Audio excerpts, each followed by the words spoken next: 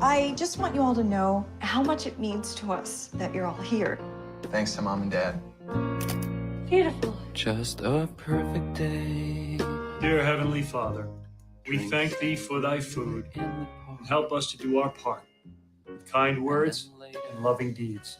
Amen. Amen. It gets dark, we go home.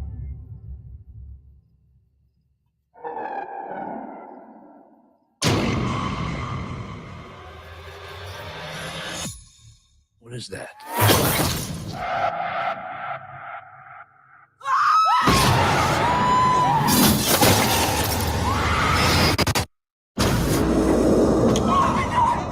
Get away from the window! What is happening? I don't see anyone. Why would anybody do this? They've been watching us for days.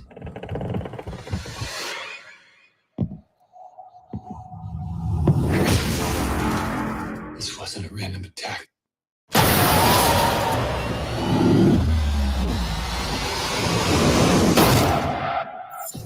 Oh, it's such a perfect day. I'm glad I spent it with you. Oh, such a perfect day. You just keep me hanging on. You just keep me hanging on.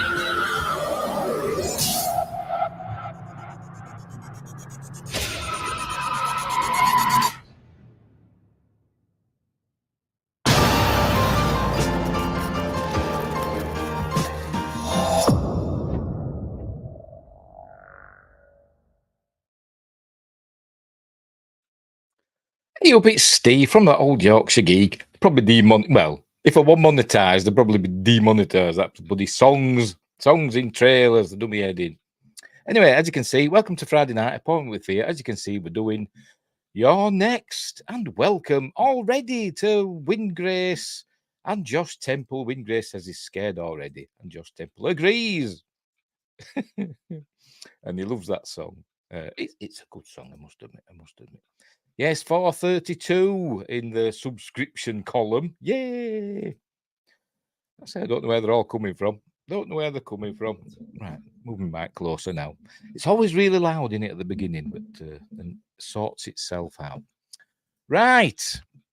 So Your Next is a film from 2011, directed by Adam Wingard, who did can't remember. He did that Godzilla film, didn't he? Godzilla King of the Monsters, I think he did, which were rubbish. What else has he done? Let's check. I know he's done some other films, but I've bloody forgotten. Did he do Blair Witch? I think he did Blair Witch, didn't he? The not the original. Yes, he did the Blair Witch sequel, which wasn't very good either. What else did he do? He did The Guest, which is really good. And he was a feature director on stuff like VHS and ABCs of Death. And what else? And Death Note. Oh, he did that, which was on Netflix, wasn't it? The live action version of Death Note. I think it's that one. Which I didn't mind. To be honest. Oh, no, he did Godzilla versus Kong, not Godzilla King of the Monsters. Who did King of the Monsters then? Don't know. Anyway, strike with the hammer of justice. I have no idea what that means. I'm dense. You know I'm dense. Right, where were we? Anyway, directed by Adam Wingard, stars the lovely Sharni Vinson, who's an Australian actress, Nicholas Tucci, Wendy Glenn, AJ Bowen, Joe Swanberg, Rob Moran, and many, many more. And I guess the most famous person in it is Barbara Crampton, who you may know from like Reanimator and From Beyond and horror films. She's a scream queen. And what else? And it was written by, I've forgotten his name. Where is it? Simon Barrett, who appears in the film briefly. It had a budget of $1 million and did box office of $26.9 million, which doesn't sound like a lot, but it's a good haul, isn't it, for $1 million outlay? So you could say it was a success, and it got good scores, critical response on Rotten Tomatoes. It's got 79%, so it's not bad, not bad. Right. Anyway, where are we looking? All right. Oh yeah. See, yes, your shirt, Hammerfall. Yes. Dear. Hammer high, hammer high. This is a freedom cry. I love Hammerfall, the great. I only got into him in the last year or so, though, or 2 years, last couple of years. I was watching YouTube videos, and it was they came on the Wacken the Wacken Rock Festival. They were there live on stage and thought, wow, this band is amazing. So I've got a few other albums now. So there we go. Windrush says, I wonder which VHS was his. Oh, hang on, I'll tell you. Just a minute. Let's get back to him again. It didn't direct, directed segments. And the original VHS did the segment tape 56. Don't ask me which segment that was. And on VHS 2, it did the segment Phase 1 clinical trials. I've seen them, but I can't bloody remember. And on the ABCs of Death, it did segment Q is for Quack. I think that was an amusing one, wasn't it? I think, but I can't remember. I've seen that as well. So there we go. Right. Just Temple's buggered off for a minute. Probably to get his harpoon, I imagine. Right, let's get on with this film. It's not a long film, so we might not be here too long. I've just finished watching it. As I said earlier on when I was doing my Tomb Raider live stream, I tried watching it earlier with the director's commentary. It was Adam, what's his face? Adam Wingard. Where are we? Special features. Adam Wingard. Oh, and Simon Barrett, the writer. And it was just boring. I should have watched it. There's two commentaries. And one has Sharni Vinson and Barbara Crampton. And I should have listened to that one. I decided to play Tomb Raider instead. But I've just watched the film. And missed the podcast guys. I could have watched all the podcasts stream, couldn't I? Because they've just finished, haven't they? Anyway, never mind. Right, so let's get on with this film. I'll make myself titchy tiny. There we go. And I'll get the film up. Right, let me F11 this baby. As usual, I'll not just be playing the film because, I'll get into trouble and all that. So I'll be watching it in a series of stills and I'll talk about it, tell you what's going on and all that stuff. Oh, and by the way, before we start, don't forget, like and subscribe and share the videos, drop a comment, hit the notification bell if you're subscribed already. We're live on YouTube. Now, let me check Rumble. We're not live on Rumble and don't know why. It's not playing for some reason. Oh, it is now. All right, fair enough. So we are live on Rumble.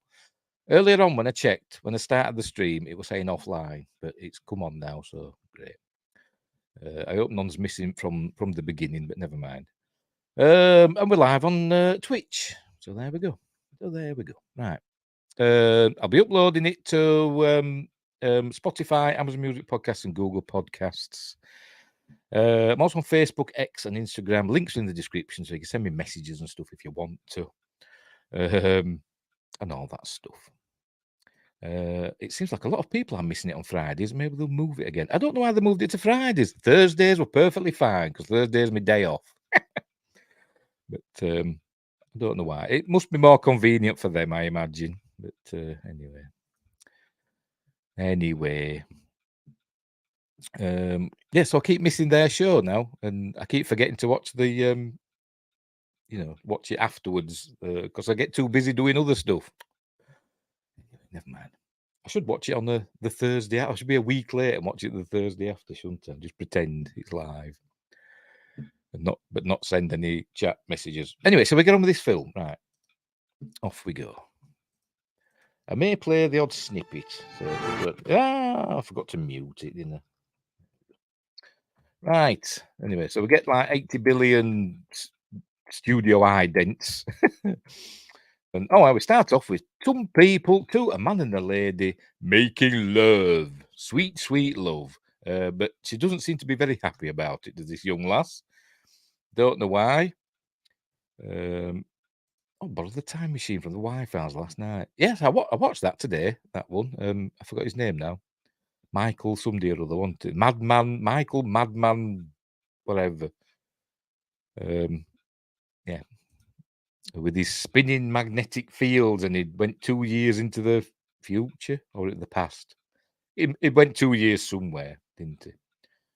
But anyway, but I was watching it.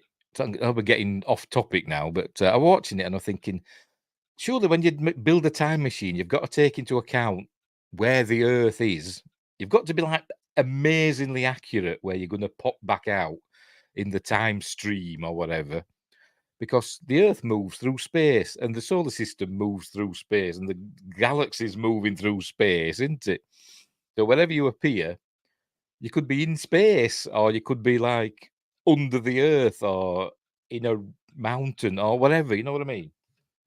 So you've got to be like know exactly where you're going to be and know the exact coordinates of where you're going to reappear.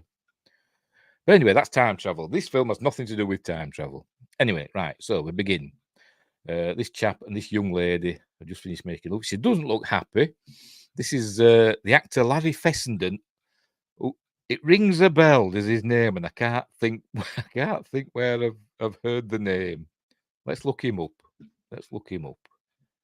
Larry Fessenden. I'm probably mispronouncing that, but it does ring a bell. Right, what's he done? What's he been in?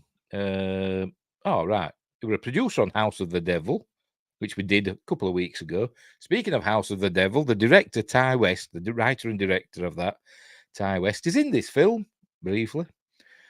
He's in Stakeland, which I've seen. He's been in lots of stuff, actually.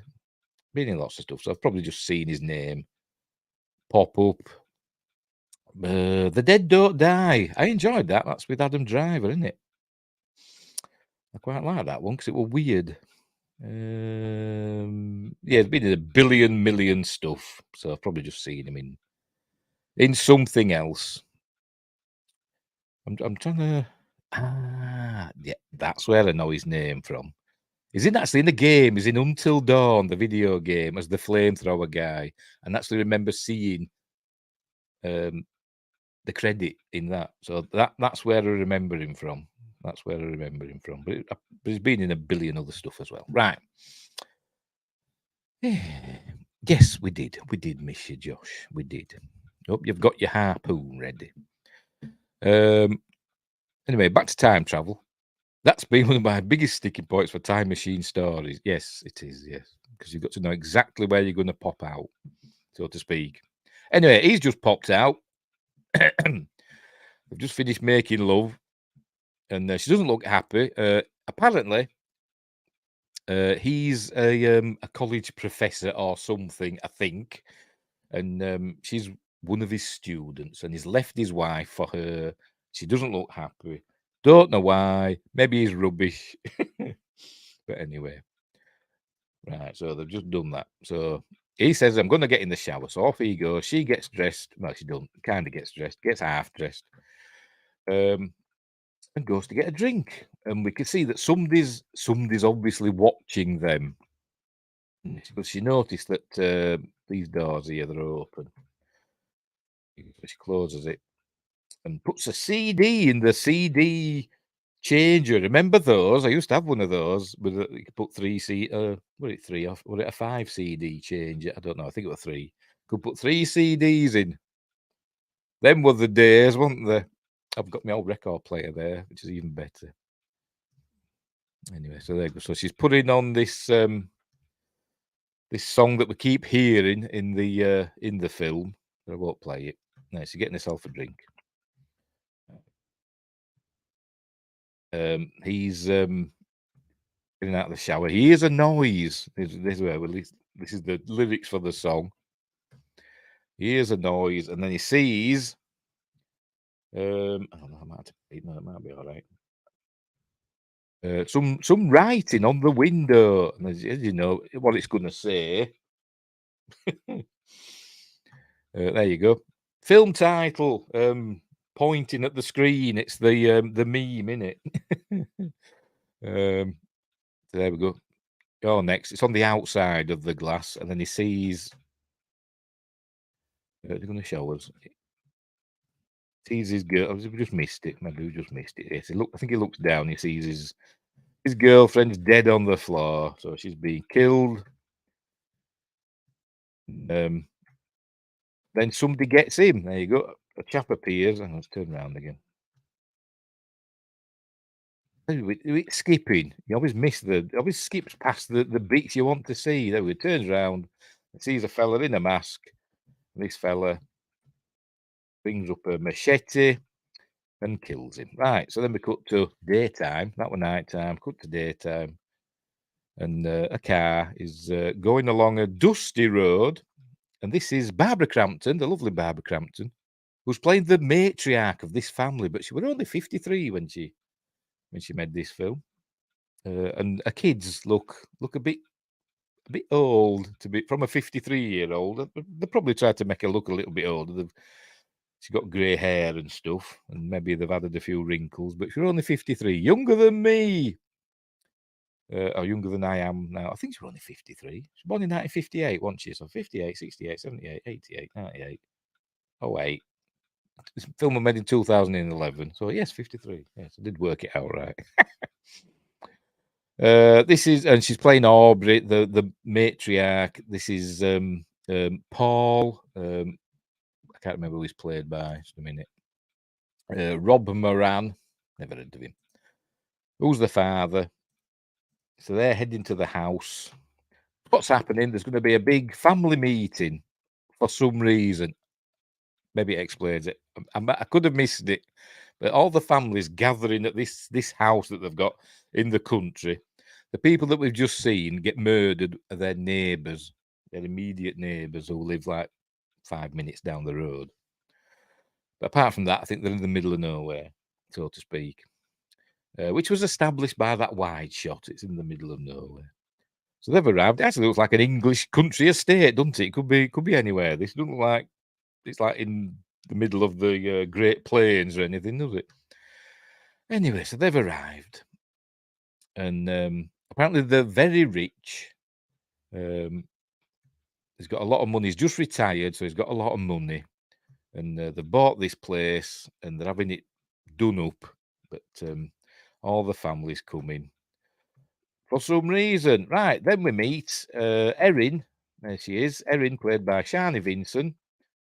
And she's the girlfriend of Crispian. All the kids have got weird names. Well, not weird names, but slightly odd names. We've got Crispian, Felix, Drake, and Amy with 2 E's. In fact, there's 2 women in this film, and both their there's more than 2, but there's 2 young women in this film, and both their names end in double E. We've got Z double E, sorry, Z double E, and Amy with 2 E's instead of Amy, you know. Anyway, whatever. Anyway, so they're heading. That's Crispian, not Crispian, Crispian.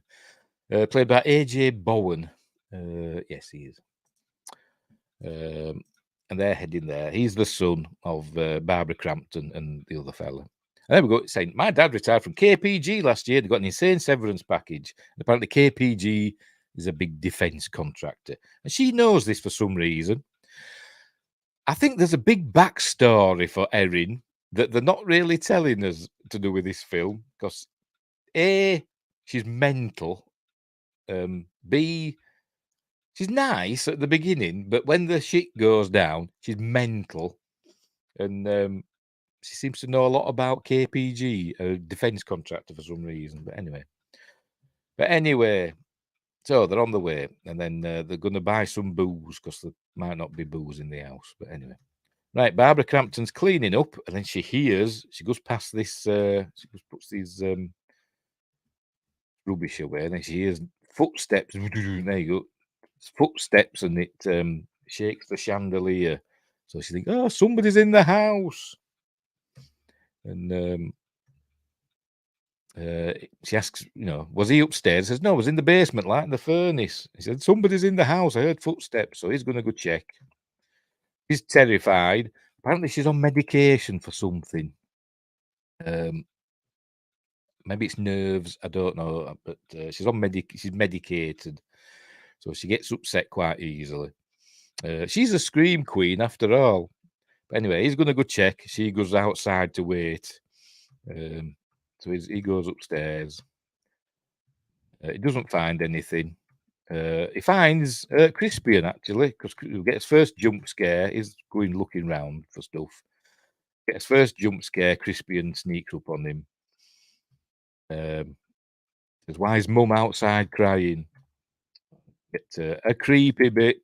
After they go downstairs, this door opens by itself. Is it ghosts? No, it's not. It's people in masks. Anyway, so Erin's consoling Aubrey. And there you go, she's very upset. So they go back in. Some of the others arrive soon, I think. Oh no, the rest are coming the next day, I think, or later. I think it's the next day. So they're getting ready for bed. And she's saying he's very lucky, is Crispian, to be in a rich family because she had nothing when she grew up. We learn later on, the reason she's amazing in this film at killing people is that she grew up on a survivalist ranch in Australia.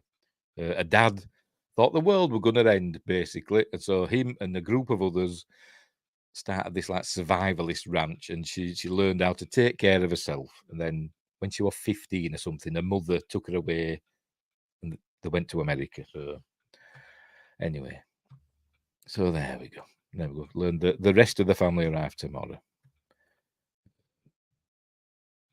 There we go. So they're very much in love. Aubrey's Aubrey's going to get a drink, and she's being watched. This is nice and creepy. There we go. She's being watched through the window, and we see the reflection of the tiger mask. I think the tiger mask is played by, where are we?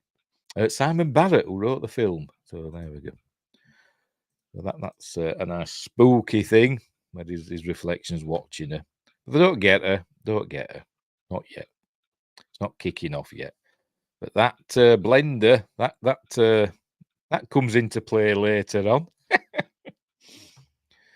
Right. The next day. Right. Here we go. This is Drake. I think he's the oldest. He's teasing Crispian. You know, they don't really get on with all these brothers. They don't like each other. So they're teasing each other. They all look to be smiling, but you know, there's tension, obvious tension between them all. I think she doesn't look old enough to have these, 30-plus-year-old kids, does she? But anyway, right. She goes and asks. She sees Aubrey washing up. She asks, "Is there anything she can do?" Got a lovely smile, hasn't she? And she says, "Can you go next door, or not next door, but down the road, and ask the neighbours if you can borrow some milk? Maybe the nearest town's like 1,000,000 miles away. I don't know. Like I said, they live in the middle of nowhere. But you'd have thought she knew she were coming. You'd have thought she'd have brought some milk with her, wouldn't you? But she didn't. She says, "I run out of milk." She says, "Okay." Eric lives next door. Right, so she takes a photo of them three, and she's going next door to borrow some milk. Here we learn that Crispian, his dad, was expecting him to do some fellowship, whatever it is, but that's fallen through. So he's a bit of a disappointment. This is, I can't remember the name. This is Drake's wife / girlfriend. I don't know.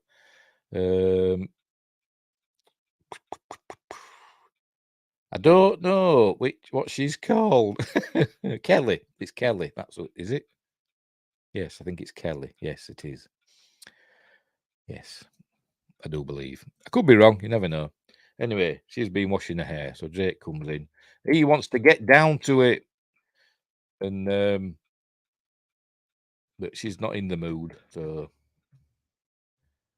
anyway, everybody's having weird looks, by the way. So you're thinking, he's a baddie, he's a baddie. They're all got these, suspicious glances, just to make you, suspicious of everybody. Anyway, he's heading to Larry Fast. That was his name, Larry Fastbender. I forgot the bloody name now. And going to his house, and you can still hear that music playing. I'll unmute it. I'll unmute it. And we'll just play a snippet so you know what it is.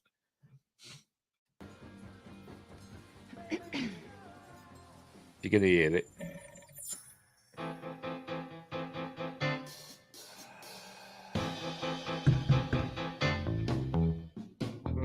Hello, is anyone home? Whatever. It's that song. It's that song. And he's just playing. And there we see Larry. Is it Larry Fastbender? I forgot his bloody name already. Yes, Larry Fessenden. That's it. Not Fastbender. Larry Fessenden is just sitting on the couch. He's obviously dead. We see how later. Right, steady. So obviously he's not answering the door. And you can see the back of his head there. You can see he's there. There's somebody in. They can hear the music. His car's there, but not answering the door. So she just walks off. Right, night has fallen.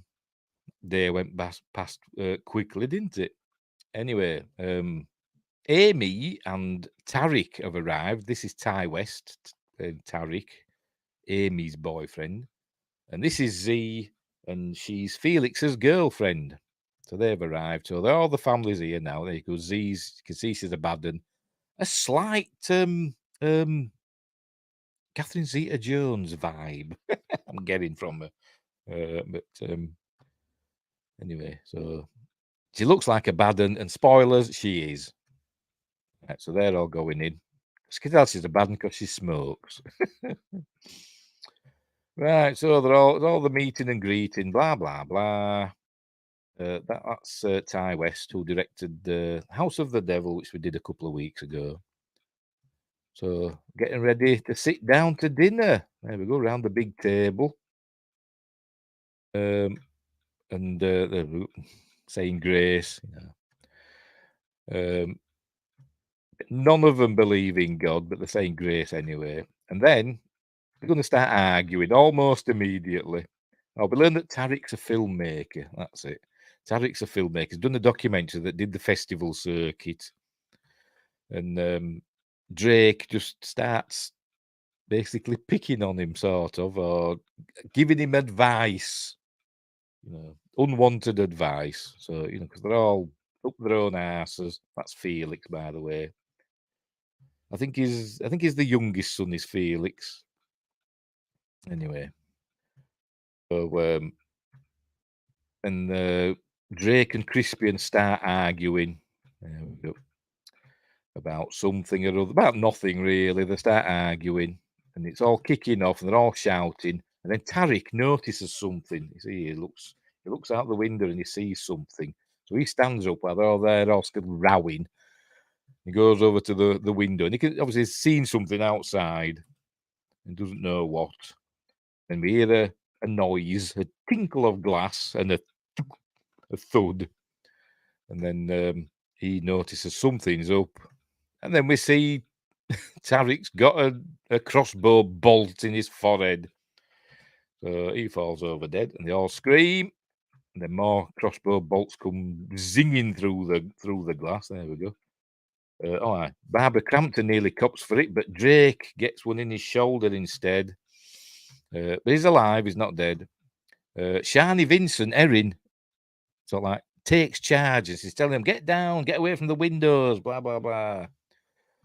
So, and luckily they've run outside as Felix and Z, and he's saying, you can't get a signal, and nobody can get a signal. And somebody says, I had a signal earlier. And Felix says, maybe they've got a phone jammer. They're illegal, but you can get them off the internet for $30 or whatever.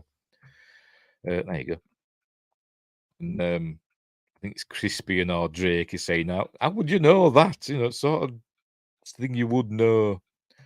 Anyway, so Erin's telling them how to get out. She says, grab that chair and use it as a shield to get out. So that's what they're doing, using the chairs as shields. They're still being shot at. So, she tells them they all get out into the hallway, and is wanting Drake's wanting the arrow, not but the bolt pulling out. But what's the face? Erin says, "No, don't do that, and don't break it either. Just leave it for now." So anyway, so just put pressure on it. Right. So what's going to happen next? Right, they decide. Well, she's freaking out, as you can see. I'd be freaking out as well if somebody were firing crossbows at me.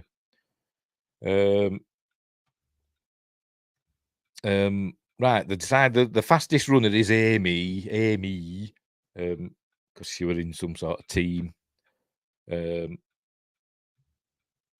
So she's going to run out to the cars, to the car or whatever, to try and bring the car so they can escape or whatever.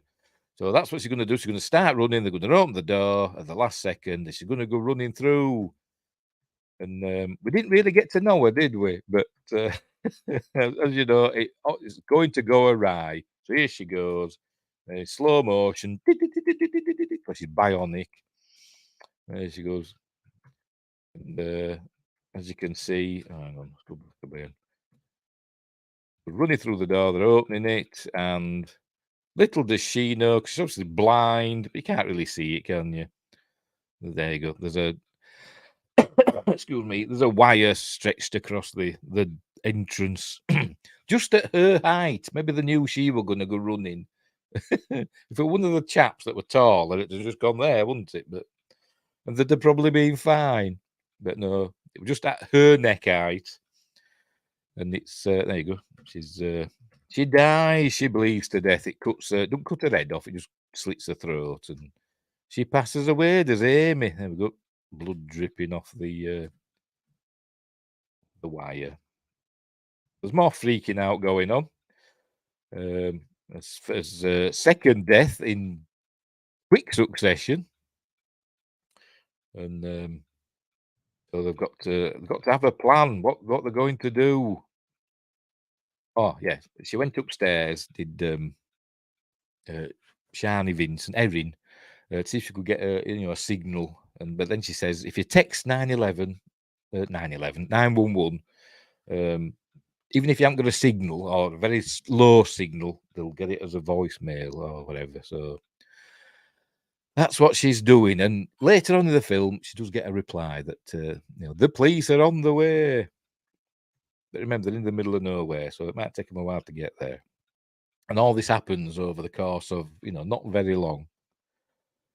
I think it's practically real time, to be honest. There isn't any real passage of time. I don't think there is anyway. It's all kicking off. Right. So what's happening next? And they were saying they should hang a sign out of the window. Oh, he's taking Aubrey upstairs to bed out of the way because she's just seen her daughter die, basically. So she's crying in bed, and there we see what's the poor Ty West. There they go, covering him up. Erin's going around shutting all the windows. Lots of windows were open for some reason, but they're closing all the windows. Oh, and here's Aubrey, Barbara Crampton, crying in bed. But look down here. You ready? Oh, you're scared. You're scared. There's a hand coming out. A hand coming out from under the bed. There it is. And it's is this tiger mask? There's lamb, lamb, fox, and tiger. So is that tiger or is that fox? I think that's fox, isn't it? That's fox, I think. So he comes out from under the bed, and we see he wakes up, looks, and he's standing there, and he's got a big machete. So there we go. And then we hear a scream. It doesn't show what it doesn't show it. We just hear a scream. They all go running up. And, too far. There they go. They all go running up to see what's happening. And they find, obviously, they're going to find Barbara Crampton dead. But meanwhile, Erin's still in the kitchen, closing the windows. I think it's the kitchen still. Yes, it is, I think. Then there you go. A hand comes through the window and grabs hold of her.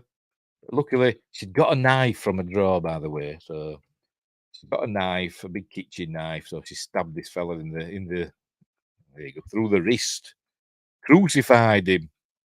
Oh, that's Tiger Mask, which is Simon Barrett, isn't it? The writer. I think I said that, didn't I? Tiger, yes. So she's got him, and she goes to a drawer to get another weapon, and she gets a little a meat cleaver, and then when she turns back, she sees he's gone. You know, he's obviously pulled his arm out, but he's injured, so but he'll be back. There you go. They found Aubrey. She's dead with a big machete in her face, and "You're next" scrawled on the wall. Oh, there she is. Look.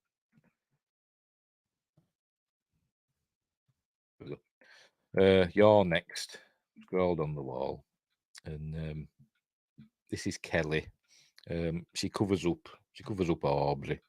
Obviously, Paul's freaking out. The sons are consoling him. She covers up Aubrey, and what's happening here? She's looking down at the carpet, I think. Oh, she's looking out the window. She's looking out the window, isn't she? Then she goes back and she has a look under the bed. And they were thinking, nothing's going to happen, but it does. Oh, hang on. So she looks under the bed. I thought, well, nobody will be there now. But as we see, somebody is. Hey, peekaboo. Psych. So she comes, but she don't get got. But she goes running. She goes running out. Shall she comes running downstairs, goes running out of the house, under the wire, because I know that's there now. It runs off into the woods, and Drake goes after her, but he catches the crossbow bolt on the wire and it hurts him, and he pulls it out and then promptly faints or passes out. But she's running through the woods, and fella with the crossbows stalking her. Oh, right. What's happening next?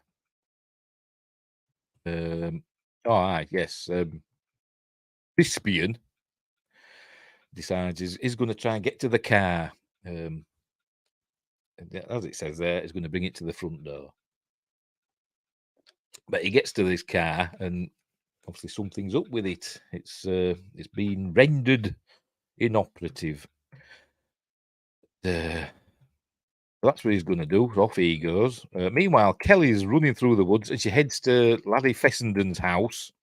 Still hear that music. See if we can hear it. I'll unmute it again.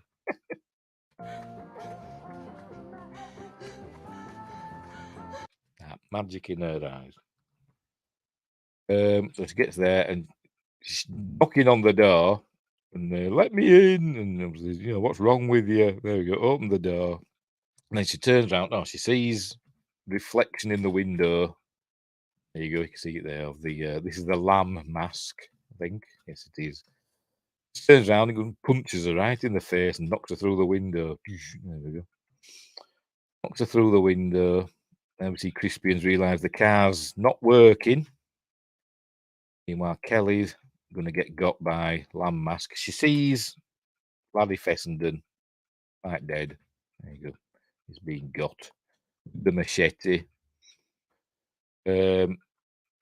She's on the floor, and he's going to get her with I think it's an axe. It's like an axe with a hammer on the other side. It's like a cross between like a sledgehammer and an axe.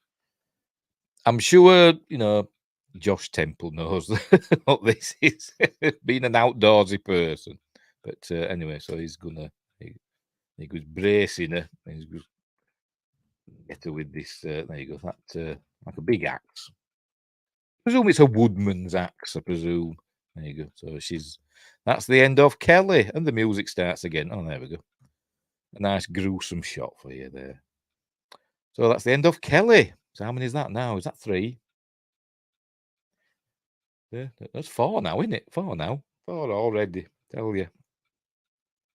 So he's reporting that he presumes the other cars have been rendered inoperative as well. So they don't know what they're going to do. There you go. Oh, and he says I could run down to the road and try and get help. He was saying he'll try and text and call, but so that's what he's going to do. So he goes running off. We don't see Crispian again for quite some time. Oh, there you go. They're saying goodbye, giving a kiss. Still in love. There we go. Told you'd know. Axe on one side and Sledgehead on the other. There's a mall axe. Told you'd know. Outdoorsy person. Hey, bless him. Right, so Crispian's going into the night to try and get help. Right. This. You think the person who killed my wife is still in this house? Asks Paul, because he's going to go having a look round now. I think he goes having a look round now. And he finds in a cupboard. I think in the cupboard that we saw open, slightly. We saw that door open, and in there we see somebody's obviously been staying in the house because there's a sleeping bag and food wrappers and bottles of wee. So somebody's been living there. Yes, Josh, he has a maul axe. Yeah, I think my brother's got one, or he used to have one. I remember seeing one somewhere, but I haven't got one. Still prefer a harpoon. Yeah, harpoons for everyone. Right, what's Sharni going to do next? I think he got hurt, by the way, so that's why it looks like the bleeding stopped, but it seems fine now. Now then, what they're planning now? I think the power goes out soon. Is that this bit? Well, I was talking about covering up the windows and stuff like that. She puts a pan on of something, water or something, I don't know, but puts a pan on to start boiling. But she's got other plans. She grabs loads of weapons. That's it. She comes in with all these knives and all this stuff and a tenderizing hammer thing. She comes in and says, "We all should, each carry a weapon." But then somebody comes through the window, and I think it's Kelly actually. Kelly's body. See there running off in slow motion. Don't run in slow motion. Kelly's body comes through the window. She's like half hanging over the window, and then Tiger Mask comes in with his maul axe. I think it's Tiger. Yes, it is Tiger Mask. I thought it was Lamb that used them. Maybe give it to him. And anyway, he comes in. She's been knocked over, and he's going to get her with it, but he misses. And she kicks him in the, doodahs, and so he's bent over, and she picks up the tenderizer hammer thing, whatever, the meat tenderizer, and just lays into him and batters him to death. So this is the end of the writer of the film, Simon Barrett. And she batters him to death. They're just watching, and she's proper going. I'm going to show it. It shows out. There you go. Don't mess about, look. She doesn't mess about. They taught her well on that survivalist ranch, didn't they, in Australia, in the outback. So, anyway. That's what I said. There's got to be a big backstory, hasn't there? They must have wrote something. But anyway. And she says, "Do you recognise this fella?" She says, "Well, I can't really tell because he's got all blood on his face. Look. Anyone know this guy?" Yes, it's the writer of the film, Simon Barrett, who I've never heard of. There's Kelly. I see Kelly there, half hanging in the window. Ed. She's worrying about Crispian, and Felix says Crispian's a tough guy. He says, "No, he ain't." And then she says to them, "Thanks for the help." And they say, "You seem to be doing fine." There you go. All right, so what's happening next? Is this when the power goes out? No. This is I think this is Paul having a look round, and he finds there you go, the food wrappers and the peeing bottles and the sleeping bag in the cupboard. So that's when he realizes they've been in the house for a while. Now the power's gone out. The power goes out, and Erin says, "Where's the circuit box?" It's in the basement, obviously. So she's gonna go and deal with that. Power's back on. Oh, right. I don't remember it coming back on that quick in the film. Obviously, it did. But they're going upstairs to, get Dad. But there you go. Hang on. You go. Then this Fox. Yeah, Fox comes around with his machete and cuts Paul's throat in front of Felix and Z. So Paul dies. There you go. Z says, not Z. Felix says, "Did you have to do that right in front of me?" Dun dun dun. And so Felix and Z are the bad guys. Z's paid these fellas because he wants all the inheritance money. So we know them two are in on it. That's what he's saying. Did you have to do that in front of me? So he's going to go get washed up. There you go. So he's seen his dad die, his mother's dead. He gets washed. Right. Erin. What's she doing? I can't remember. What's she doing here? Oh, she's going down into the basement, isn't she? For some reason. The power's back on, so I don't know why. This fella here. Oh, this is Lamb, isn't it? He sees what's happened to Tiger Mask. And this apparently is his brother. So he's not happy. So he's freaking out. Tips the table over. All that food and drink gone to waste. She's out. I think this is the top of the basement stairs with a lovely ornate picture on the wall. But anyway, she's there. And she hears the noise, so she hides. And so she's hiding there. And I think a phone makes a noise, I think it does. And gets his attention there. But I think he gets Is it? I think she might stick a screwdriver in his eye or something. She does something. No, she doesn't. It must be later. He gets called away. Not called away. He gets distracted because Drake's here. What's going to happen next? Where's Drake gone now? Hang on.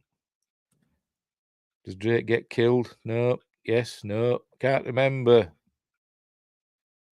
He's going to kill Drake. That's it. But Sharni Vinson comes out with a screwdriver, bang,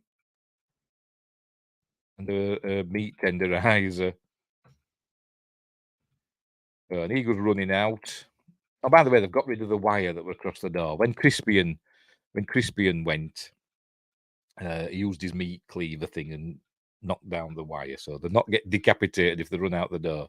So he goes running out into the night. There's Lamb Mask. So she closes the door. So there you go. So Drake's not dead yet. I think he was unconscious or something. I think he passed out earlier on, and he just came to just as Lamb Mask walked in the room. Anyway, right. So what next? What's happening next? I can't remember. What we're going to do? Are they going down to the basement? Is that it? Where? She's doing her Home Alone stuff now. She's setting some traps. Is Erin?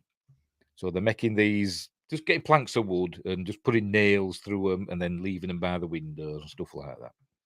And this is where she tells her about. I think she tells her about that she was brought up on a survivalist ranch. There you go. Her dad was certain they were going to run out of resources, and so him and some others set up this ranch out in the outback, or this compound out in the outback. So anyway, so she's doing that. Right. Drake and Felix are down in the basement. And and Felix basically, Drake doesn't know that Kelly's dead, his girlfriend / wife, I don't know. Drake doesn't know Kelly's dead, and Felix just tells him. And he's obviously upset. But then Felix just stabs Drake with many screwdrivers. Just keeps stabbing him with screwdrivers. He looks like Aragorn with all screwdrivers in him. And they say, "Would you just die already?" And we look, is a screwdriver. Oh, there's other stuff as well, isn't there? Pin cushion. Is that some sort of Stanley knife or whatever, craft knife, whatever? Anyway, he does die. So Drake's dead now. So there's only Felix and Crispian left. And obviously Z. And Erin. But they're doing these traps with these boards with nails through. And you can see she's looking shifty. As Erin's occupied, Z's got one there that she's been working on. And she's gonna... there we go. She's gonna whack Erin with it. And Erin just turns around and she goes, do you want this? Is that done? So anyway, right. So they've got them ready. So Z says she's going to make some more of these traps. But obviously she isn't, because she's a baddie. And Erin's going to go off and do something else. Right. So she's unlocked the door. Erin's looking for something. I don't know what. Oh, what happened here now? Actually, they were playing, and I think the cat distracted me, and I missed what happened here. Does she either jumps out the window or she gets thrown out, and I missed what happened. Right, there's somebody there, so we're gonna have to watch this because I didn't see what happened. And didn't think to rewind it and watch it again. Right. She jumps. There you go. She leaps out of the window. I didn't know she jumped or she got thrown. So she jumps out the window and she's got a bit of glass stuck in her leg or something. So she's injured now, but she's alive. She goes running into the woods, and the fellow with the crossbow, he finds her. So he's chasing her through the woods. So she heads back into the house. So she hides away and she puts a tourniquet on. Lamb chap, he comes in, but he doesn't know the traps are there. He ready? Is he going to go in? Is he?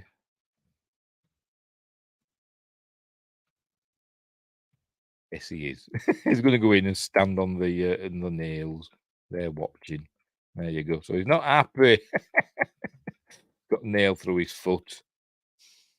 Right, this is Fox, isn't it? I think they call him Tom. I think I hear Felix calling him Tom. I think that's who he is. But he's Fox Mask. Felix says what he's paying him for. He's got to go and deal with her. Right. Oh, he's saying it's all going wrong. Don't they want everybody dead? That's what I thought. But anyway, Z, being some sort of weirdo, she wants to make love to Felix on the bed next to the corpse of his dead mother, of Barbara Crampton. There you go. She's saying, "I'll make it quick," and he's like, What's wrong with you? That's what he says to her. Why would you even think about doing something like that? And then that's her reply. Well, she's mental. The hot ones are always the mentalist, aren't they? Anyway. Right, so he's dealing with his foot. And there we go. This is where he's saying, "That's my dead brother there," and all that stuff. And he liked his brother. He says, "Unlike you, I like my brothers." Oh, there you go. It says that there. But, he's promising to pay him more. So there you go. There you go. So they're getting paid more because apparently they all served together. There must have been special forces as well. I don't know. They served in the military apparently. And now there's some sort of hitmen, mercenaries, whatever. Anyway, so they're arguing and talking and threatening each other. And meanwhile, a phone rings or makes a noise, and it's the police have got the voicemail thing. So they said, "Message, there you go. Emergency message received." So we know they're on the way. They heard it. So he's going to check his fox mask. And she's ready for him, though. She's ready for him. There you go. She's and waiting for him to open the curtain. Come on, get on with it. See, you bloody press skip and it bloody goes past it. Dead annoying. There you go. And as he opens it, judo chop to the throat. He goes down, runs away. They're all chasing after her. Benny Hill style. She runs out of the house and then runs back in, goes in through the dining room window, actually avoiding the traps that she's already laid. But they don't know that, so they go running out of the house. The others, but what's his face? Lamb Mask. He looks in the dining room window and then there you go. She appears and sticks him in the eye with a screwdriver. That's basically kills him. There you go. It's screwdriver. No, it's a knife, isn't it? With a knife. She stabs him in the eye with a knife. Kills him. He goes down. So that's the end of him. And then she's standing there, poster shot in it with the maul axe. Is it the maul axe? Could be. In her hand. See, I'd never have known that if it weren't for Josh Temple. And so there's only one left now, isn't there? The professionals. So right. So where is she now? Is she back down in the basement again? No, she ain't. I don't know where she is. No, where the hell is this? Don't know. Anyway, could be in the basement. Yes, she's gone down to the basement to get some string. There you go. She's going to make a trap. I say she thinks she's Macaulay Culkin in Home Alone. There you go. She's making a trap by the front door. There you go. She's put a brick to give it some weight. As if they want enough weight on it already, but she's doing a trap there with the axe. So when somebody comes in the door, it'll get them. Fingers crossed. I'd need to do some tests just to make sure it did work. Not just hope that it does. Anyway, so they don't know where she is. So Fox Mask tells them to go down the road a bit, see where she is, see if she's there. This is not there, come back. Fox Mask is going to go back in to see if she's doubled back. We know she has, but he doesn't. There you go. And Fox Mask gives Felix his crossbow. Right. 2 bolts, 2 shots, make them count. That's what he tells him. Right. What's happening now? She's set that up. Now it's back down in the basement. That's it. Yes, she set remember she had a camera earlier on. She took a photo of the father and 2 of the sons. She set that up. It must have a way that you can it just keeps repeating, keeps flashing, keeps taking photos. So it keeps taking photos. So we keep seeing this flash. So if you've got epilepsy, you won't like this bit because it keeps doing bright flashes and then darkness. And I should put glass things on so she could hear where he was.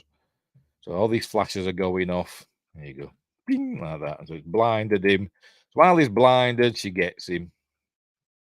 And batters him to death as well.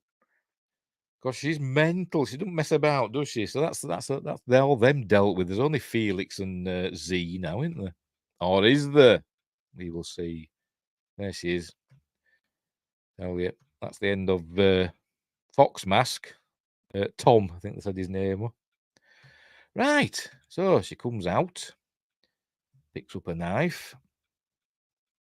Yes. And she picks up this knife, and just as she does that, Felix fires a crossbow bolt at her and thinks he hit her because it could look like that. When it's ready, there we go. Comes through. Ching, there we go. They go, I hit her, didn't I? So they go in, but she's not there. I said, I thought I ate her, but they didn't. So they had to go find her. So anyway, they end up in the kitchen. And, she's fighting Z. There you go, Z grabs hold of her. And Felix he slips. She throws, remember she put the pan on with the whatever it was in it. She throws that over him and he says, it's not even hot. But then he slips on it and goes down. I don't see I'm missing bits. And then after that, he gets back up and then she picks up, remember the blender that we saw earlier on? She picks up, smashes that over his head. In it, after he stabbed her in the what was it, scapula. There we go. Hang on. See, bloody, step. It steps past everything, doesn't it? She was throttling Z, by the way, but he stabbed her in the shoulder, so it's shoulder blade, and she picks up the where is it? There you go. She picks up the blender, smashes that over his head. He goes down. And she, the blades of the blender go onto his head, top of his head, and she doesn't leave it there. She plugs the bugger in. There you go. She plugs the bugger in and switches it on, and blends Felix's brain. I'm going to show it. She's blending his brain, so giving it all that. Did show it as well.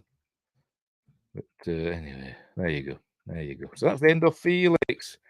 And Z popped out to get her, and she pulls the knife out of her own back and stabs Z in the top of the head. There you go. She's tough. There you go. She spins it round. Boom. So she dealt with them all. There you go. I better make sure we're still okay, aren't I? Better make sure, because I'm doing a lot of these clips because the stupid skip. Yeah, we're still fine. We're still fine. Right. So, what next? So, that's basically, they're all dead. So, she thinks she's safe now. But then she hears a phone ringing. And it's Felix's phone in his pocket. So, she gets it out in a minute. There you go. She's having a sit. She's having a sit amongst her handiwork. Tell you she's mental, isn't she? She hears the phone ringing. And so she answers it. But she doesn't answer it. She does answer it, but she doesn't say anything. There you go. Hey, Felix. Is it all clone in there? All done in there? And it's Crispian. There we go.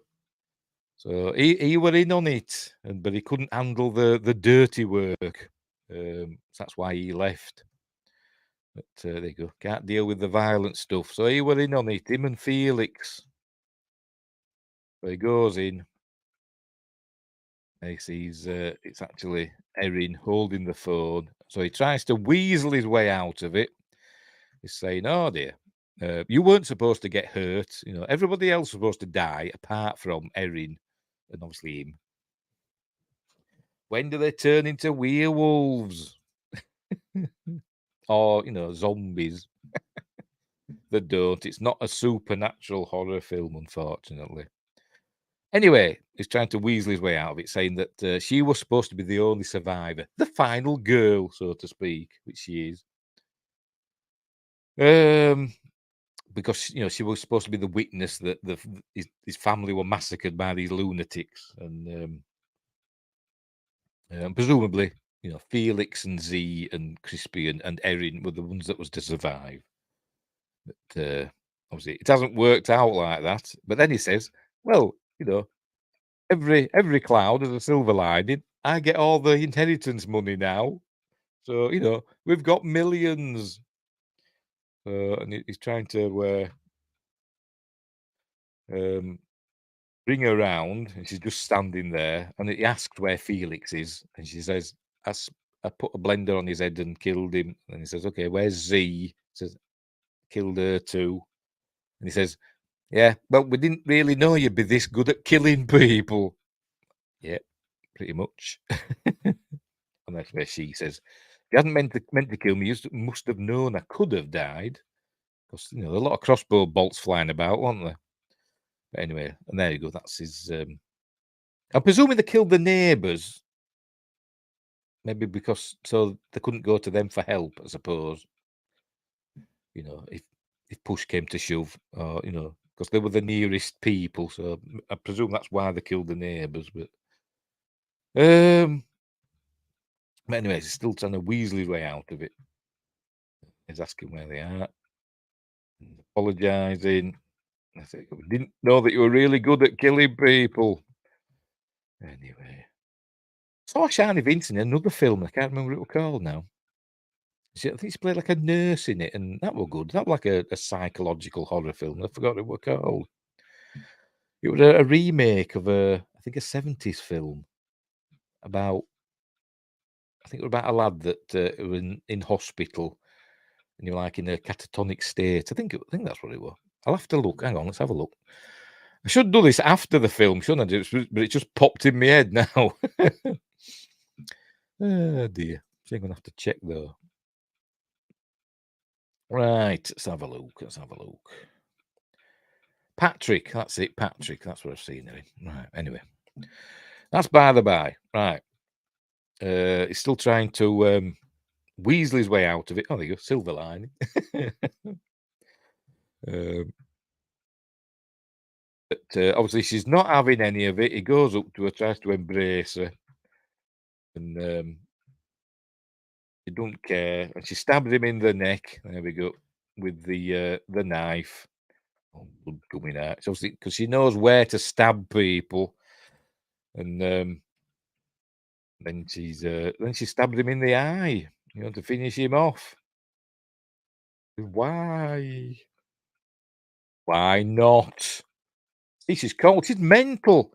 But as she does this, as she stabs him, little does she know there's a policeman just out by the window. There we go. She gets shot in the arm by the Bobby who's standing there, played by somebody. Officer Trubiano, played by Calvin Lee Reader. As Calvin Reader. I don't know. Is he famous? You know, don't know. Anyway. Didn't see that coming, neither did she. So he shot her. She's not dead yet. So he's shot her. Because obviously he's just seen her stab Crispian. He doesn't know what's gone on, does he? He's just seen her stab Crispian in the eye. He basically seen her kill somebody. So he shot her. I just noticed he's got a tattoo. Do you see a lot of policemen with tattoos on the wrists? Anyway, never mind. So then he goes back to his car. There you go. 3 William 52 or something like that. They always say stuff like that, don't they? Need medic and backup at 5 Edelweiss Drive. Edelweiss. So there we go. And then he's going to go to the front door. Look, she's crawling away. She's probably thinking, he's going to come in through the front door. And there you go. He opens the door and she says, no, don't. There you go. And that's the end of Officer Trabiano, I presume. That's how the film ends. You're next. He were next, wasn't he? And that's the end of the film. Then it cuts to, then we get the credits. There you go. We're getting photos now, like crime scene photos. And there you go. She's the suspect. Everybody else is dead, you see. So she's the suspect. And it just shows like a map of the house and showing where they were found dead. So she's in the kitchen, isn't she? I presume. Don't say that, but she is. Crispian's in the dining room. There you go. And all that. So it's showing where they were all found, like crime scene photos. And Erin is the suspect because she's the only survivor. So, but we don't know what happened. So there we go. End of the film. I really like that film. I say it's like Ready or Not Better, because that's got a supernatural edge, you know, and it's a bit more fun. But I do like this film. We've seen some. Oh, there we go. Shows all the different masked people. I don't think there's a bit at the end. We'll just check. I didn't actually. No, it didn't. It just ends there. Oh, there we go. So we'll get rid of that. There we go. Press the wrong button again. So there we go. That's the end of You're Next. Pardon me. And Adam Wingard would then go on from a $1 million film to Godzilla versus Kong, which cost God knows how much. But well, that is next film after this. It can't have been, can it? Have a look. Have a look. Oh no. Oh no, you're next. He did loads of films. He did all the VHS ones in between, and The Guest, which again is a good film. If you haven't seen The Guest, watch that. It's what's his face, isn't it? I forgot his name. Dan Stevens. That's it. Dan Stevens. It's a really good film. Spoilers: Dan Stevens is the baddie. He's the guest of the title. He's the baddie. It's a good film, is that? Yeah. So anyway. We saw your Stargate. Oh, yeah, on me. Hang on. There you go. That's me other screen. Self-publicising in my house. It's just me. Me desktop. So yeah, it's a good film. Give it a whirl. It's a lot of fun.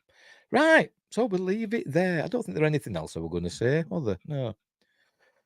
Just make sure we're still going on the other places. No messages on Rumble. I've got 3 people watching though. Cool.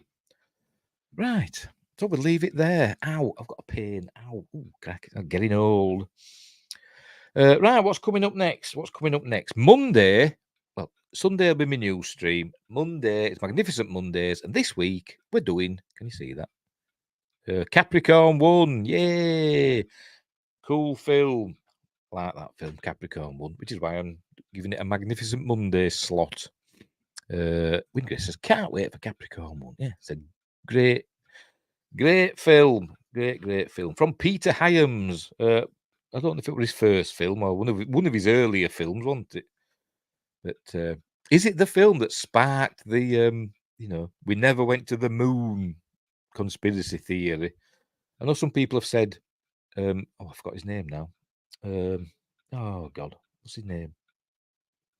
A fellow that's got a YouTube, a website. He said the moon conspiracy, the Apollo conspiracy, started essentially immediately that they went to the moon. But I wonder if this film popularised it back in 1977/78. Anyway, so that's that on Monday, and I don't think I've decided, have I, what's going to be? Yes, I have. Next Friday's Appointment with Fear is going to be Byzantium, or Byzantium, however you want to pronounce it. Saoirse Ronan and oh God, I can never bloody remember her name. Hang on. Gemma Arterton, that's it. Why can't I remember her name? I don't know. Saoirse Ronan, Gemma Arterton, and Daniel Mays in a vampire film from Neil Jordan, I think. Who did obviously Neil Jordan did Interview with the Vampire, didn't it? So that's a good one. That's next Friday. Right, we'll leave it there. So thanks. Yes, just James Capricorn 1 will be good. Yes, it will. It's a good film. Really good film. Starring James Brolin. I mean, they are practically identical, aren't they? James and his son Josh. You can't tell the difference between them. James Brolin and Sam Waterston and O.J. Simpson before he turned into a not a nice person, and Hal Holbrook and the other fella. Me and name. Got Karen Black in it. Who's the other fella? Where's the thing? Oh, Elliot Gould. That's it. Some names just evade me constantly. Elliot Gould. So that's on Monday. And next Friday is Byzantium. However you want to pronounce it. Right, we'll leave it there. So, hang on. James Brolin was replaced by Jonathan Frakes in Beyond Belief, and I prefer that much. I've never seen Beyond Belief, so I don't know. Is that like a unsolved mysteries sort of thing, sightings, that sort of series? I'm guessing it is. I don't think it showed over here. It might have done on some channel that nobody watches. James wishes he was a Josh. Well, he called his son Josh, didn't he? So there. Right, we'll leave it there. So thanks, Josh Temple. Thanks, Windbrace. I've got to say Josh Temple because sometimes we get Josh Kanapke, don't we? Joshua Kanapke, and so I've got to separate, identify you. Beyond Belief is reenactment of possibly true crazy stories, and you have to guess which is true or not. All right, so there's a bit of a quiz in there as well. It's where the meme of Riker asking weird questions comes from. Yes, I think I've seen that. Yes, I think I might have seen that. Yeah. Anyway, right, we're going to leave it there. So I'm going to sort some grub out for me and Aidan. So, thanks, as I said, thanks for joining in the chat. I don't think anybody else popped in, did they? No, they didn't. Thanks for joining the chat. As I always say, you make the show a billion times better than me just wittering on.